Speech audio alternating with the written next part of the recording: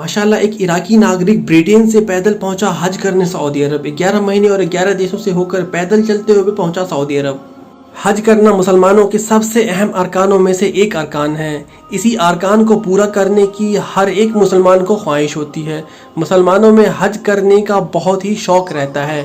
इसी को पूरा करने के लिए वह अपनी जी जान लगा देते हैं। अब इसी तरह की एक खबर ब्रिटेन से आ रही है, जहां से आदम मोहम्मद 11 देशों से सफ़र करते हुए 11 महीने में पैदल ब्रिटेन से सऊदी अरब पहुंचे हैं। वैसे तो आदम मूल रूप से इराक के रहने वाले हैं, मगर वह लगभग 25 सालों से ब्रिटेन में रह रहे हैं। आदम मोहम्मद ब्रिटेन से सऊदी अरब पैदल हज करने के लिए पहुंचे हैं। लगभग 11 महीने का पैदल सफर करने के बाद आदम मोहम्मद सऊदी अरब पहुंचे हैं। ब्रिटेन से सऊदी अरब पैदल जाने में उनको 11 देशों को पैदल पार करना पड़ा। यही उनको इस काम के लिए 11 महीने और 11 देशों को पार करते हुए आदम मोहम्मद ने 11 महीने में ब्रिटेन से सऊदी अरब की यात्रा पूरी की है। ये यात्रा उन्होंने पैदल चलकर पूरी की है और हज करने के लिए वह ब्रिटेन से सऊदी अरब पैदल पहुंचे हैं। सऊदी अरब पहुंचने के बाद आदम मोहम्मद बेहद खुश नजर आ रहे हैं, क्योंकि 11 देशों की पैदल यात्रा ब्रिटेन से सऊदी अरब तक एक बहुत ही कठिन और मुश्किल काम है। मगर आदम मोहम्मद के जज्बे के सामने इतनी लंबी यात्रा भी छोटी नजर आ रही है। एक इराकी हाजी आदम मोहम्मद 11 देशों को पार करते हुए फाइनली आदम मोहम्मद मक्का पहुंच चुके हैं। उन्होंने कहा, मुझे मक्का पहुंचने के बाद सबसे पहले तो उम्रा करना है। उम्रा करने के बाद मुझे बहुत सारा वक्त बिताना है मक्का मस्जिद अल हरम में।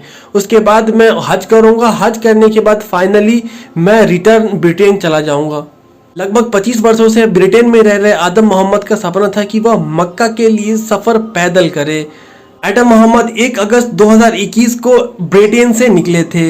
अपने साथ अपना निजी सामान ले जाने के लिए एक 3 पहिया ट्रॉली भी साथ ले आए। 52 वर्षीय आदम मोहम्मद ने कहा कि उनकी तैयारी में केवल 2 महीने लगे और ब्रिटिश संगठन ने उनकी मदद के लिए हाथ बढ़ाया। कठिन यात्रा का जिक्र करते हुए आदम ने कहा कि मक्का जाने के रास्ते में उन्हें किसी भी बड़ी बाधा का सामना नहीं करना पड़ा।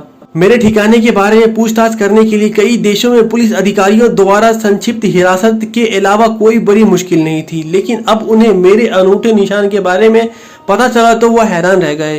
उन्होंने कहा, मेरे सफर के दौरान रास्ते में कई लोगों ने मेरी मदद की, लेकिन मैंने कभी किसी से मदद नहीं मांगी। उन्होंने इस बात पर जोर देते हुए कहा कि वह जो भी कर रहे हैं अल्लाह के लिए कर रहे हैं, ना कि किसी रिकॉर्ड लिखने के लिए। आदम मोहम्मद ने सऊदी अरब के लोगों को भी शुक्रिया कहा।